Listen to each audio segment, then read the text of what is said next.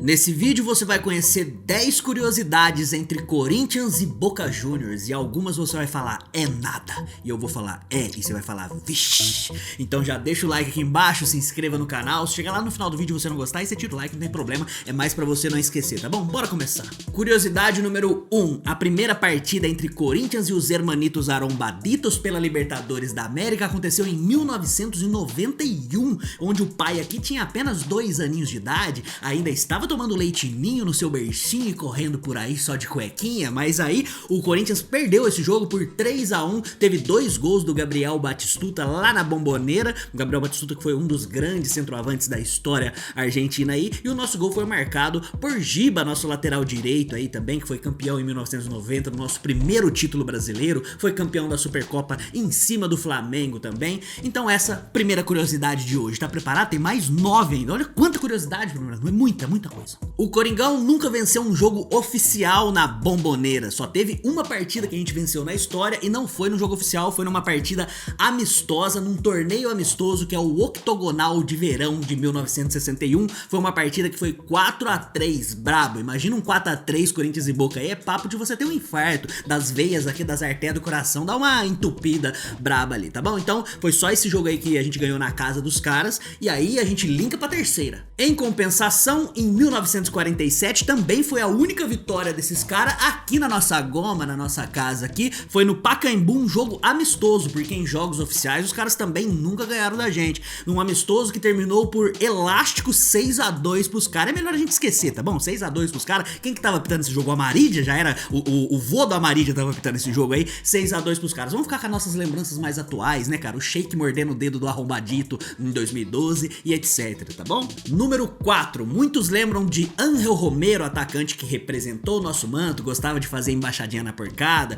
enfim, muitos ainda pedem um retorno de Ángel Romero hoje, mas alguns não sabem que o irmão dele, Oscar Romero, joga no Boca Juniors atualmente e é o camisa 11, o Ángel Romero que jogou pra gente era atacante e o Oscar Romero é meio campo aí também, os dois são quase um clone um do outro, se eu colocar a mesma foto dos dois assim, raramente você consegue distinguir quem que é qual ali, né? Quem que é qual que é qual, sei lá, qualquer coisa assim. O primeiro confronto da história entre Corinthians e Boca Juniors aconteceu em 1935, há 87 anos atrás, e aconteceu uma coisa curiosa nesse jogo. O Corinthians venceu por 2-0, mas o jogo não acabou. O Corinthians estava lá humilhando, deitando, sabe, dando tapinha na bundinha branca dos argentinos ali também. Aí nos 20 minutos do segundo tempo, o juiz resolveu marcar um pênalti pra nós. Aí como o argentino é arrombado desde sempre, eles abandonaram o jogo, falaram, não vamos mais jogar. Na verdade, falaram, nós outros não vamos mais jogar, os caras estão humilhando nós outros, entendeu? Aí ele saiu, né, cara? Pra você ver que historicamente os caras são arrombados mesmo. E aí ainda tem gente que fala assim, ai, eu torço pra Argentina na Copa do Mundo. Assim, mano, você não é revolucionário, você não é punk, você não é porra nenhuma, você só é chato pra caralho.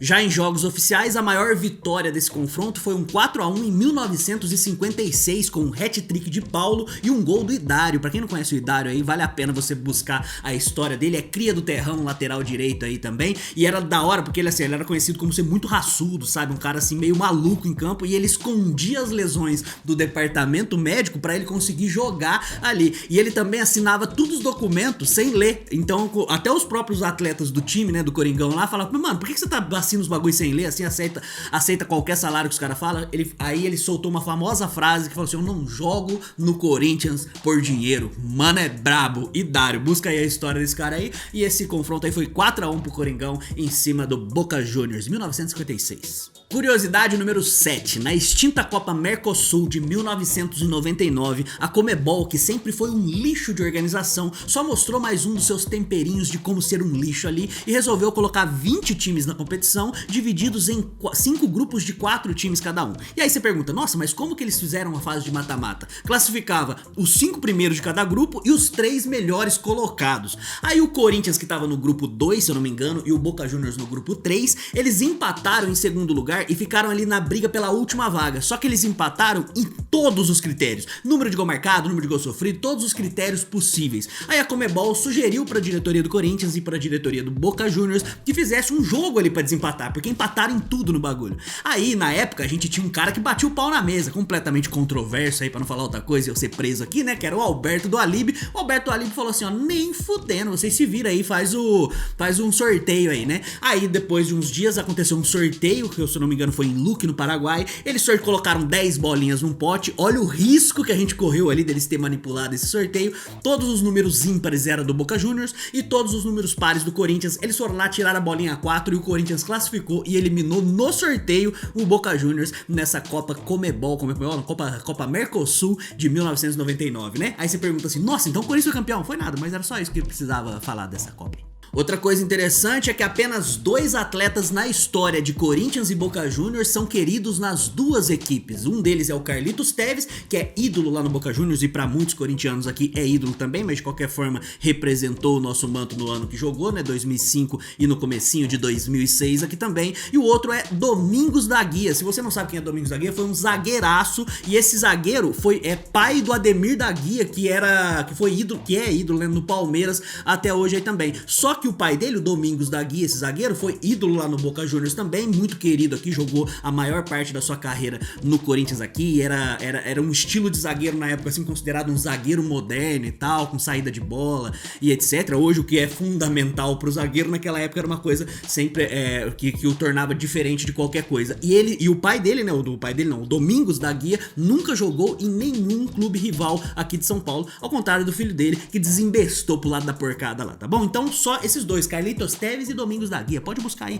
aqui o pai não mente. Em 1956 aconteceu a Copa do Atlântico, que era um torneio internacional organizado pelas federações da Argentina, Uruguai e a CBD, que era a antiga CBF aqui do Brasil. Por que eu estou falando isso, você me pergunta? É porque o Corinthians, aconteceu o seguinte, né, cara, quando você coloca 3 confederações ali que são um lixo pra organizar um torneio, qual a probabilidade disso aí dar uma coisa boa? Aconteceu que os principais times de todos os países jogaram e o Corinthians chegou na final com o Boca Juniors. O Corinthians jogou o primeiro jogo na Bomboneira e ganhou esse jogo de 3-2. Aí é um torneio oficial, aí você fala, nossa, mas se você não falou que nunca tinha ganhado um torneio oficial, só que todos os documentos desse jogo sumiram, não existe registro desse jogo aí, porque cada federação organizava as partidas que aconteciam no seu país. Então quem organizou a de lá era a Federação Argentina. No jogo de volta, o Boca se recusou a jogar e até hoje eles alegam que não existiu essa primeira partida, mas existe o troféu que está no Parque São Jorge ali. E se você for buscar sobre esse torneio, você vai ver que o campeão é inexistente, como se o Corinthians não fosse campeão. E como foi em 1956, você lembra daquela fila que a gente teve de 23 anos sem título, de 54 a 77? Em 1956 teve esse título aí, só que não é um título reconhecido porque não tem registro. Apagaram tudo, colocaram na caneta assim, ó, Comebol não, né? As federações, como sempre, dando muito trabalho pra gente. E pra finalizar, o maior assalto na história do confronto. Eu iria além ainda, né? O maior assalto na história do futebol. E não vou entrar em detalhes porque com certeza você conhece, eu vou falar apenas um nome pra você. Carlos Amarilla, o paraguaio mais arrombado da história do esporte mundial. E aí você lembra aí com dor no coração ou com nostalgia, a questão é que a gente tá devendo uma enrabada roubada no Boca Juniors aí. Lembrando que eu tô gravando esse vídeo aqui antes dos confrontos aí das oitavas de final, então pode ser que alguma coisa tenha alteração aí no número de jogos e tal, essas coisas assim, depois do confronto aí. Então você comenta aqui embaixo o que aconteceu, porque eu ainda não sei o que aconteceu, tá bom? É isso aí, cara, vamos encerrar, meu? Vamos encerrar? E esse foi um vídeo especial aqui do canal Papo Fiel. Se você gostou, deixa o like, comenta aqui embaixo qual dessas 10 curiosidades aí mais te surpreendeu, demorou? Eu quero saber se eu realmente consegui impactar o seu coraçãozinho alvinegro. Muito obrigado, até a próxima, vai Corinthians, e contra rival é poucas ideias.